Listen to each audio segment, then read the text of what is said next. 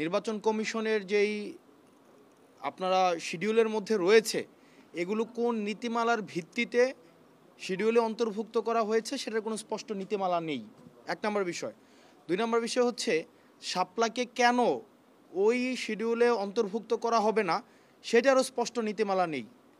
3 নম্বর, বাংলাদেশে বিদ্যমান ক্রিয়াশীল যে রাজনৈতিক দলগুলো রয়েছে তাদেরকে যে মার্কাগুলো দেওয়া হয়েছে বিভিন্ন সময়, কোন নীতিমালার ভিত্তিতে সেই মার্কাগুলো দেওয়া হয়েছে সেটারও কিন্তু কোনো স্পষ্ট নীতিমালা নেই। অর্থাৎ নির্বাচন কমিশন যার একটা মধ্যযুগীয় বর্বর আমরা যেই আমরা শাসন ব্যবস্থা দেখতাম, যেখানে রাজা যেভাবে ইচ্ছা সেভাবেই হচ্ছে আইন প্রণয়ন করে, সেভাবেই ইচ্ছা হচ্ছে সেটা বাস্তবায়ন করে, নির্বাচন কমিশনের আচার আচরণে আমরা এই ধরনের আমি বলছি না যে তারা এটা করছে বা তাদের ইচ্ছা আছে, বাট আমরা দেখছি মধ্যযুগীয় রাজা বাদশাদের আচরণের সাথে তাদের একটা সাদৃশ্য রয়েছে। আমাদের কাছে মনে হয়েছে, আমি গতকালও বলেছি যে নির্বাচন কমিশনের আসলে রিমোট কন্ট্রোলটা এটা অন্য জায়গায়। এই নির্বাচন কমিশনের রিমোট কন্ট্রোল এটা আগারগাঁওয়ে নাই, এটা অন্য কোনো জায়গা থেকে পরিচালিত হয়। আমরা যখনই তাদের সাথে কথা বলি মনে হয় এই ডিসিশনটা এটা তারা নিজেরা নেয় না, এই ডিসিশনটা তাদেরকে চাপিয়ে দেওয়া হয় এবং তাদেরকে আসলে এই ডিসিশনটা নিতে বাধ্য করে।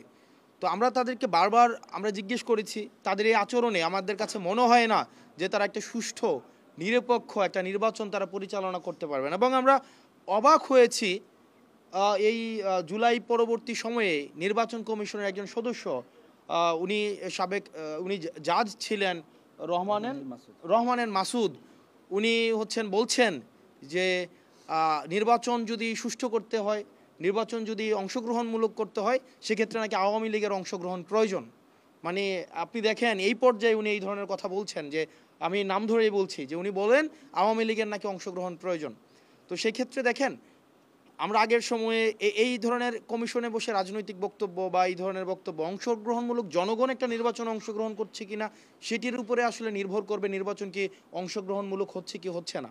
তো সেই জায়গা থেকে আমরা নির্বাচন কমিশনের বর্তমান এই যে কার্যক্রম মার্কা নিয়ে আপনারা যে এই আচরণটা নির্বাচন কমিশনের দেখছেন, সারা জাতি দেখছে যে নির্বাচন কমিশন যেই ধরনের স্বেচ্ছাচারী, আমরা তো বললাম একটা ইনস্টিটিউশনাল অটোক্রেসি তৈরি করেছে। এবং তাদেরকে যখন আমরা জিজ্ঞেস করেছি কেন দিবেন না, এটার আইনগত ব্যাখ্যাটা কি, তারা বলছে যে ওই আসে না যে আজকে আমার মন ভালো নেই, যে মন চাইলেও না দিলাম না, এই টাইপের একটা যে ওনারা ব্যাখ্যা দিবেন না। উনি জনগণের অর্থে পরিচালিত একটি প্রতিষ্ঠান, একটা সাংবিধানিক প্রতিষ্ঠান, সেটার কার্যক্রম বা সিদ্ধান্ত কি গ্রহণ করছে বা করছে না সেটার ব্যাখ্যা ওনারা জনগণের সামনে প্রকাশ করবেন না। তো এটা একটা স্বেচ্ছাচারী আচরণ আমাদের সামনে প্রকাশ করতে হবে। এবং আমরা এই নির্বাচন ফেব্রুয়ারিতে যেটি হওয়ার কথা আছে, নির্বাচন কমিশনের বর্তমান কার্যক্রম পর্যালোচনা সাপেক্ষে আমরা এটা দৃঢ়ভাবে বিশ্বাস করি এই নির্বাচন কমিশন একটা অংশগ্রহণমূলক, একটা নিরপেক্ষ, একটা স্বচ্ছ, প্রতিনিধিত্বমূলক একটা নির্বাচন করার কোনো ধরনের কোনো যোগ্যতা নেই। এবং এই নির্বাচন কমিশন একটা ইতিমধ্যে আমরা বলেছি যে এটা স্পাইনলেস একটা নির্বাচন কমিশন। এখানে নির্বাচন কমিশনের গঠন প্রক্রিয়া থেকে শুরু করে আপনি যদি দেখেন নির্বাচনের যে গঠন প্রক্রিয়া, এটার একটা সুস্পষ্ট নীতিমালা ছিল না। এখানে বিভিন্ন রাজনৈতিক দলের বিভিন্ন পক্ষের এখানে ইনভলভমেন্ট রয়েছে। সেজন্য এই নির্বাচন কমিশন একটা নির্বাচন কমিশন হিসেবে ফাংশন করছে না, বরং যারা নিয়োগ দিয়েছে, যে রাজনৈতিক দল বা যেই প্রতিষ্ঠান নিয়োগ দিয়েছে, তাদের পারপাসটা এই নির্বাচন কমিশনের ব্যানারে তারা সার্ভ করছে।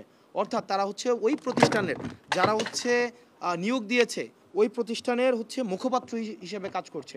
তো সেই জায়গা থেকে আমরা নির্বাচন কমিশনকে বলবো, নির্বাচন কমিশন যেন এমন কোনো স্বেচ্ছাচারী সিদ্ধান্ত না নেয় যাতে করে নুরুল হুদা কমিশনের মতো বা নুরুল হুদার মতো পরিণতি হয়। কারণ এই দেশের মানুষ যখন জনবিদ্বেষ তৈরি হয় তখন কিন্তু তাদেরকে আসলে দমিয়ে রাখা যায় না। হয়তো 2 মাস, হয়তো 2 বছর, হয়তো 10 বছর, কিন্তু এটার যেই জনবিস্ফোরণ ঘটবে সেটা নুরুল হুদার মতো পরিস্থিতি তৈরি না হোক, সেটাই আসলে আমরা আমাদের জায়গা থেকে চাই।